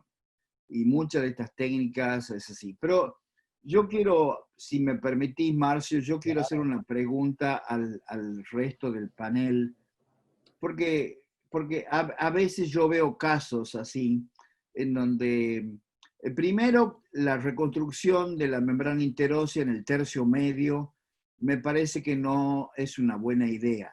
Creo que nunca lo fue porque es un lugar que no es muy difícil encontrar la isometría, porque si uno lo lleva a la pronación, la membrana interósea se relaja y es muy difícil manejar la isometría en el tercio medio. Es mucho más simple manejar la isometría de una articulación cuando la reconstrucción está próxima a la articulación.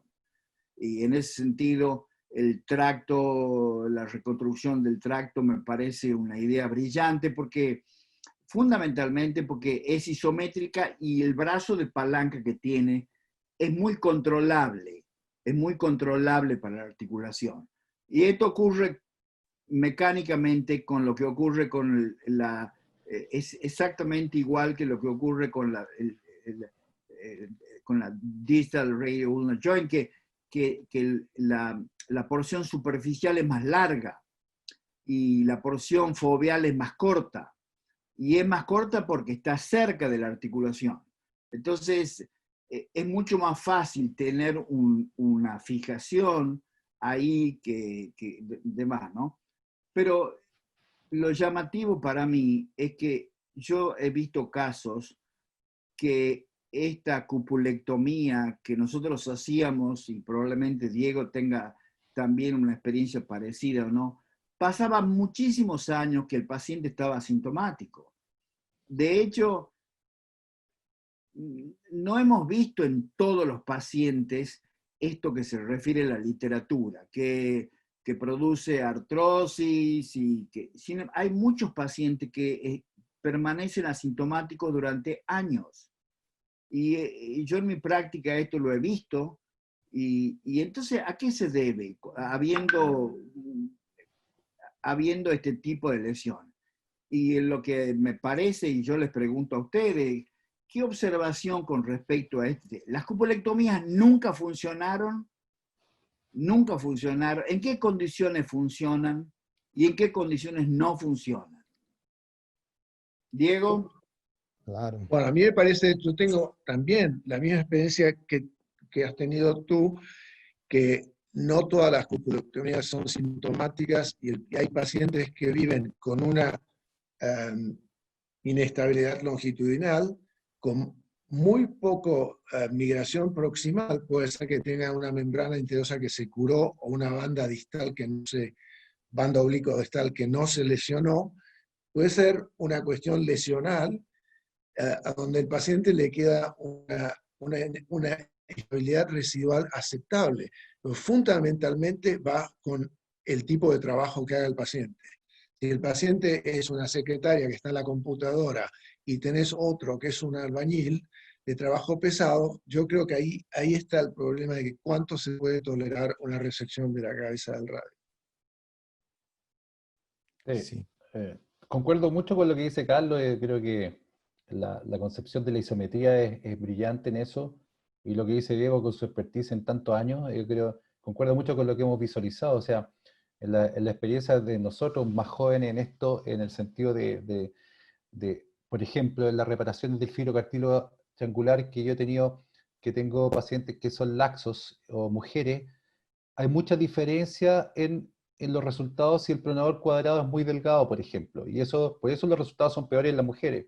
Y a eso refiere lo que dice Diego. Creo que una persona que es trabajadora manual, que tiene un muy buen pronador, hombre, un poco de mayor fuerza y que ha trabajado toda su vida, se lesiona, se le hacía la cupulectomía, probablemente volvía a tener muy buenos estabilizadores dinámicos de esa radio cubital, a pesar de que te permitían que cicatrizara algo de la membrana, y por eso nos daban síntomas. Y eso es lo que todavía no podemos aprender en el tiempo, pero va por ahí la concepción biomecánica de estos estabilizadores secundarios, que para mí son muy importantes. Por eso en mi equipo trabajamos mucho en tratamientos conservadores esta musculatura, porque ha denotado los resultados que son peores si no tienen buen desarrollo. Por ahí yo creo que va. Yo también coincido con Carlos, que cuando uno ve tantas distintas operaciones, tratar de reconstruir la membrana interósea y ver que cada autor sale con una técnica nueva y con muy pocos casos, publicados, es decir, que no es una técnica reproducible. La mayoría, si ustedes se fijan, los resultados funcionales de recuperación de la rotación del antebrazo no son tan buenos, pues tal cual eso es por la cuestión de la isometría. Pues si vos ponés una banda que puede ser, han puesto hasta el tendón rotuliano Claro. bone to bone, como hacer una Sí. locura, con unos tacos de hueso y unos tornillos impresionantes. Si uno se mete en el espacio interóseo y lo viola quirúrgicamente, para mí produce mucho más cicatriz que otra cosa. Entonces le queda una rotación delante. Dice, no, tiene 30, 40. Le digo, para mí eso no es un buen resultado funcional. Para mí, digamos, 70-70 más o menos. Pero por eso que la idea de reconstruir el tracto dorsal más isométrico por supuesto la facilidad de una operación tan simple, con la simpleza van a ganar el partido, van a ganar, digamos, el campeonato internacional de reconstrucción distal, porque por la simpleza que tiene. Y yo no sé si Carlos se recuerda que papá hablaba siempre del Immer Simpler de Beethoven, y Beethoven, cuanto más simple era la composición musical, mejor es que una cosa complicada, como muchos compositores, músicos de esa época. Entonces volver a lo más simple es lo mejor. Un aporte ahora, a complementar lo que dijo muy bien Carlos. En primer lugar, eso de la isometría y de cómo hacemos una cirugía a mano libre es mucho más reproducible, mucho más sensible de tener el suceso, hacerlo cerca de la articulación y buscando el punto isométrico más cerca y más distal a la fobia. Eso es una ventaja. La otra ventaja está ahí ya respondiendo a una pregunta que está en el chat, es respecto a las estructuras que tenemos anatómicas en la parte más proximal de la membrana interósea. Entonces dijo muy bien Diego que cuando nosotros exploramos una fractura o una lesión, un tumor, y nos metemos ahí en la parte del tercio medio proximal del antebrazo, cerca de la membrana interósea, son estructuras nerviosas y vasculares muy cercas y con un peligro de daño muy grande y que se van a ocasionar sangrado, hematoma, fibrosis y todo. Eso es la pregunta que hizo en el chat del miedo que tenemos de daño. En la parte más distal, el problema vascular no está ahí tan grande como en la parte más proximal. Y los nervios interóseos anterior y posterior en la parte distal ya están solamente relacionados a la sensibilidad y la propiocepción. Entonces, en verdad es que no sabemos si cuando se pasa la fresa, es una fresa chica, pequeña, de 3 milímetros, pero que puede haber un daño, puede haber. Pero nunca tuvimos clínicamente relevancia clínica de eso, o alteración sensitiva, motora, o que sea, porque son nervios ya de articulares y de propiocepción. Quizá mientras puedan estar haciendo un beneficio de neurectomía, no sé. Pero ese responde a la pregunta y añade un punto en la discusión. Y el otro es que el mecanismo del trauma es el mismo para todas las lesiones, desde una fractura sencilla de la cúpula hasta un exeslopresti completo. O sea, es el tamaño de la energía y el tamaño del trauma que uno tiene. Entonces, según la cantidad de estructuras se va dañando desde proximal hasta distal, es lo que vamos a tener de grado de inestabilidad y de pronóstico cuanto a, por ejemplo, una cupulectomía que se queda asintomática hasta un caso como este que presentó René. Y yo pienso que el límite para el problema de inestabilidad longitudinal y de síntoma sería justamente el daño del tracto distal, porque el tracto distal me parece es la última estructura del complejo ese de la membrana interósea que sigue el sentido que puede estabilizar el radio en relación a su acortamiento. Exacto, Diego. Entonces, si el trauma, si la energía sigue rompiendo toda la membrana, pero si deja el tracto distal de Gabel intacto, vas a tener un buen pronóstico. O sea, creo Ahora, que ese es el límite, el watershed line del eseslopresti. lo bueno ahora con la simplicidad de tu operación es que vas a tener muchos seguidores, muchos doctores que la van a hacer. Entonces los números de casos operados van a superar muchísimo más a las reconstrucciones de la banda central. Entonces, desde el punto de vista estadístico, en el follow-up vas a poder decir, bueno, esta operación tiene un follow-up de tantos años con tan buenos resultados, porque el número de casos va a ser mayor, mucho mayor que las reconstrucciones de membrana banda central. ¿Puedo hacer una pregunta a Carlos y a Diego? Perdón. Carlos y Diego, con respecto a lo que decía Gustavo en el tiempo, a su experiencia, apelo a la cantidad de casos y todo, de todas las fracturas con minutos o con fragmentos grandes de la cúpula radial, lo que ha sido de alta energía, ¿tienen un pensamiento que muchas de ellas son o han sido en el eseslopresti que cicatrizaron después, no fueron diagnosticados? No podemos saberlo, va a ser súper difícil, pero ¿qué está en su cabeza en este sentido, en el tiempo? ¿Mm? Para mí, hay muchos casos de eseslopresti no diagnosticados. Es decir, muchas fracturas que sacan la radiografía, el codo, acá se fracturó, la muñeca no la miran, el residente en la guardia no se da cuenta de eso. Es lo mismo que la fractura de radio distal con inestabilidad de la radio cubital inferior aguda, que no comparan con la muñeca opuesta, y entonces es parecido. Ellos tienen arriba una fractura en el codo, pero se olvidan de la lesión de eseslopresti. Yo creo que el trauma de alta energía es un factor de sospecha muy grande, como el de la moto que se cayó en el caso de Marcio.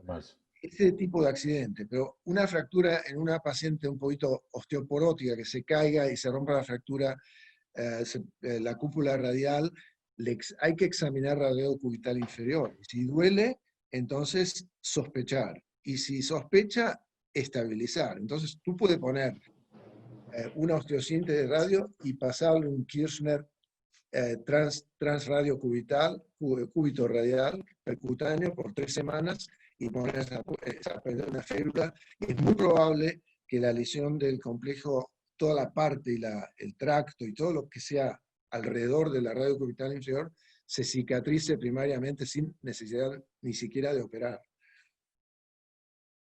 Uma pergunta, um comentário também. Em relação à isometria, o que pensas de como hacer, por exemplo, a reconstrução de trato?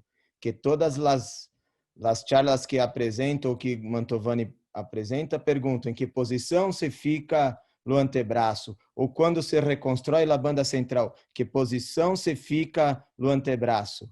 E acá um truco, se estabilizar em médio prono, em posição neutra, ajudará a supinar e ajudará a pronar.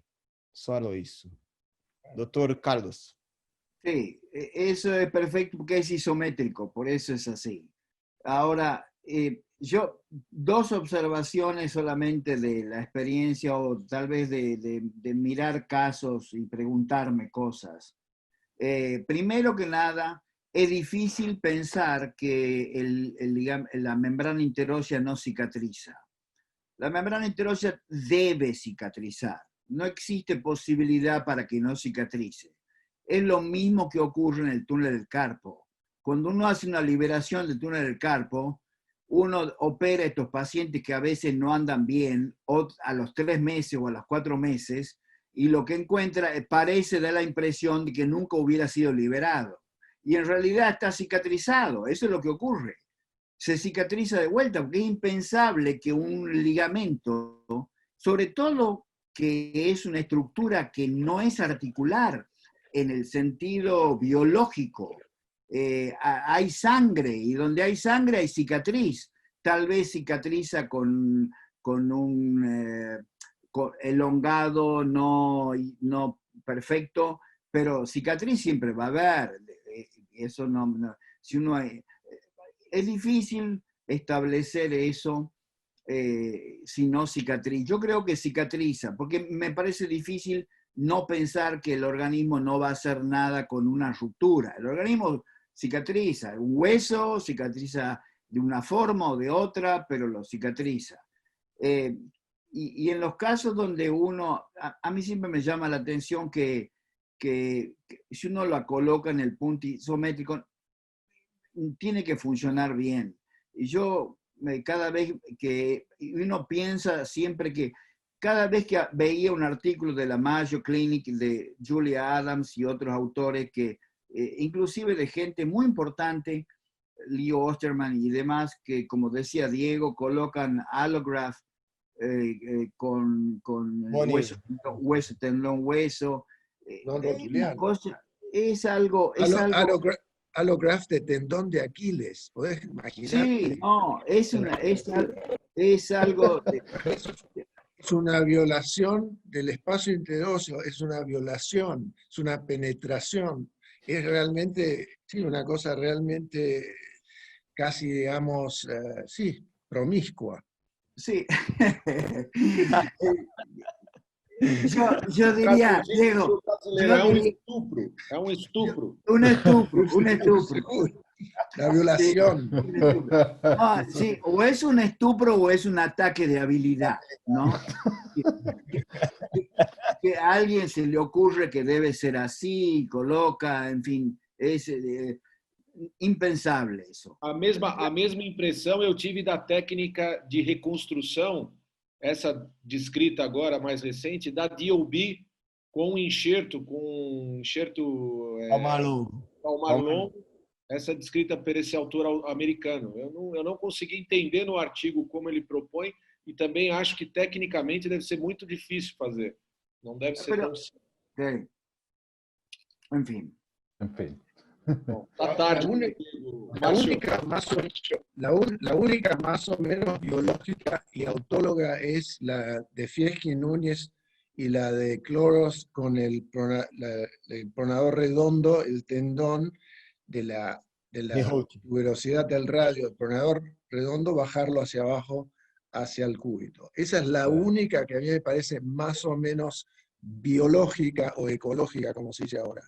Verde, ¿viste? De los partidos, digamos, verdes, biológicos, orgânica. Certo. Gostaria de agradecer a oportunidade de estar acá com todos. Sempre um bom motivo para poder encontrar vocês de forma como um webinar. Claro que presencial é sempre melhor. E agradecer os ensinamentos, as discussões, a René, a Dr. Diego, a Dr. Zaidenberg, a meu maestro Mantovani e Geraldo Gemi Reis por todo o espaço cedido. Muito obrigado a todos que estavam com nós até o momento e é um prazer imenso compartilhar todo esse momento aqui.